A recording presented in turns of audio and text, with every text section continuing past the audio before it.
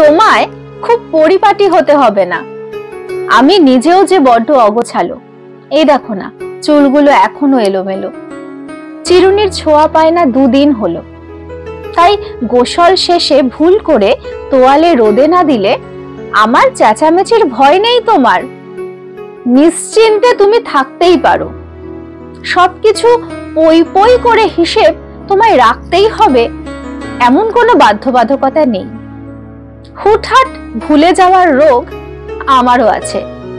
তাই কাজের চাপে জন্মদিন কিংবা অ্যানিভার্সারির তারিখ ভুলে গেলে তোমায় যে কথা শুনতে হবে এসব নিয়ে চিন্তা করতে হবে না। যখন মনে পড়বে তখন দৌড়ে গিয়ে কিছু একটা নিয়ে এসো, তাতেই হবে। বাজার লিস্ট থেকে 2-1টা জিনিসপত্র না আসলে আমায় রেগে যেতে দেখবে না কখনো। বাবার এই একই অভ্যেস ছিল, তাই এই বদভ্যাসে আমিও অভ্যস্ত হয়ে গেছি। তবুও যদি তুমি মাথা চুলকে কাছে এসে বলো ভুলে গেছি, তখন আমাকে দেখবে ব্যাগটা ধরে মুচকি হেসে পরে এনো বলতে।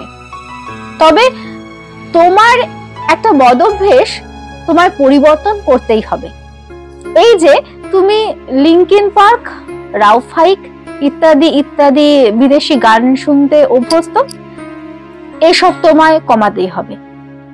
আমার না রবি অনুপমের গান দারুণ লাগে। তুমিও চোখ বন্ধ করে শুনো কয়েকবার, দেখবে অন্য কোথাও হারিয়ে যাচ্ছ।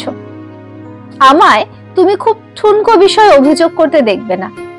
এটা নেই কেন, ওটা অমন কেন, এসব আমার অভ্যেসে নেই।